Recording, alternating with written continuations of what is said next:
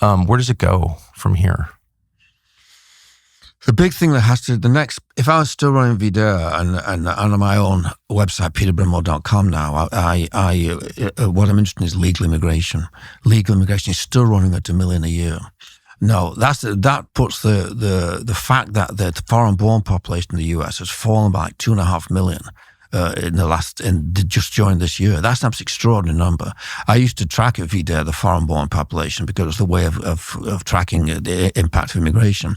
It very rarely goes negative. It went negative briefly when Trump first got in because they were frightened of him and a lot of illegals left. And then towards the end, before COVID, it was falling because of various technical executive action measures that Trump had taken, the administration had taken to tighten up on both legal immigration and illegal immigration. Now it's 2.5 million, gone fallen 2.5 million, the foreign-born population. Even though we know a million legal immigrants have come in, 90% of them colored, by the way, only about 10% white. So what we really need is an immigration moratorium. And I'm delighted to say that there is a bill proposed by Chip Roy in the House it's called the Pause Act, calling for moratorium. And there's several other very interesting bills. There's a very good bill on birthright citizenship, and let me see, look at my list here. Secure the border. I mean, in other words, they should codify Trump's activities, tighten up on the executive action, tighten up on the southern border, because we know that when the Democrats get in, they'll reverse it. But they won't be able to do that if it's in the law. They'll have to pass a law and have to admit what they're doing. The problem is that the White House seems to be is not pushing any of these bills, and unless they do, I don't think that Speaker Johnson is going to raise anything. He's just going to lie low. And I don't know why the White House isn't pushing these bills. Of course, it's got its hands full in Minnesota, where they clearly need to declare the Insurrection Act and that kind of thing. And they keep going around blowing up foreign governments and stuff like that, and sinking ships and stuff. I mean, which it must be very entertaining, but I would really rather than focus on ending this immigration disaster. It's whatever it is, 34 years now since I started writing about this in National Review. I'm 78. I can't wait much longer. I think they should just get on with it. And you have a number of children who will inherit the country. That's really the point. People occasionally, people say, okay, I get attacked all the time for being an immigrant. So my position is, I'm an immigrant doing a dirty job that Americans won't do. Talk about immigration, but the real reason is I have children here. My youngest child is 10 years old, and God knows what the country's going to be like by the time she's a grown woman. Are you bitter? I've been extremely blessed in my personal life. Even though my first wife died.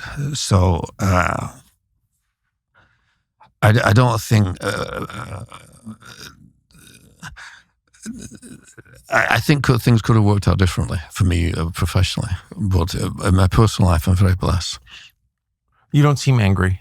I mean, because what my read on it is what happened to you is grotesque and is evil, and not the kind of thing I thought would ever be allowed here. So I'm shocked, always shocked to hear your story. I guess I am bitter at the conservative movement, people in the conservative movement, people I've known for 30 and 40 years who basically haven't helped us, haven't defended us. The most prominent people who have defended us, Tucker, are you and Laura Loomer, your friend Laura Loomer. So that just shows how ecumenical we are.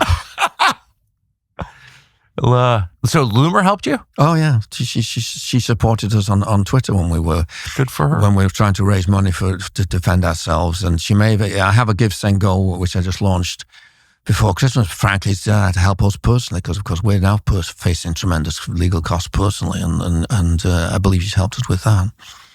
Have you received any help from the Department of Justice? We know that there are people in the Department of Justice who are not directly, On the other hand, Trump can't stand Letitia James, quite rightly, and they've made various attempts to bring her to book for various crimes. For one thing, I mean, she's clearly guilty of massive mortgage fraud going back over 40 years. But, you know, the obverse of lawfare run by Democrats is joint nullification by Democrats. They've been unable to indict her because judges keep disallowing the prosecutors, and because the grand juries won't indict Democrats. So that I don't know where that stands. They also have an investigation into her deprivation of Trump's civil rights in these scandalous cases, and this hush money case and the fraud case and so on, which should never have been allowed to go to court. The judges should have started, but of course the judges are on the other side, and a judge is just trying to strike that down by disallowing the prosecutor. I mean, what's happening is these Democrat senators not only have the power to veto judicial appointments, federal judicial appointments, but they also have the power, apparently, to veto prosecutors, federal prosecutors. And they're apparently taking the position that they won't allow the appointment of a federal prosecutor if he's likely to prosecute Letitia James or any other Democrats. And God knows there are enough Democrats out there that need prosecuting. That's how they're protecting them. In many respects, we're looking to slow motion civil war here. I mean, New York essentially seceded, and Minnesota essentially seceded from the Union. The whole legal systems are opposed to what the federal government is doing. Jonathan Turley, who is a First Amendment specialist, wrote recently that New York is the land that law forgot, because normal legal norms simply don't apply there. What happens is what the Democrat operatives want, and of course this is not a government under law. So in effect, New York is seceding from the Union, and that's why I think ultimately we're going to have to go to the Insurrection Act, and we're going to have to go to the wholesale impeachment of judges. I mean, all these judges brought in by Biden, I think he had one or two white men, both of whom were gay, something like that. All the others are women and people of color and so on, and they delivering the most extraordinary rulings, disregarding the plain letter of the law. Ultimately, there's going to have to be purge of the judicial system. Trump, when that happens, Trump will be attacked as destroying the third branch of government. But it's been completely destroyed long before Trump. Right. For years, you've been told this is not happening, and you're a bigot for thinking it is. But it is happening. Mass migration is reshaping the West completely. It's not a conspiracy theory. It's a fact. Different people live here now. You're not a racist for noticing that. You're just using your senses. Again, it's not a theory. It's the biggest fact of this or any generation in 1,000 years. The replacement is real. European governments aren't just tolerating mass migration. They're encouraging it. They're funding it. They hate their populations and they want new populations. We've got a new documentary on this called Replacing Europe, following the world's deadliest migration route. Our filmmakers follow what nobody wants you to see. They spoke directly with migrants, locals, officials who admit what the public is never told.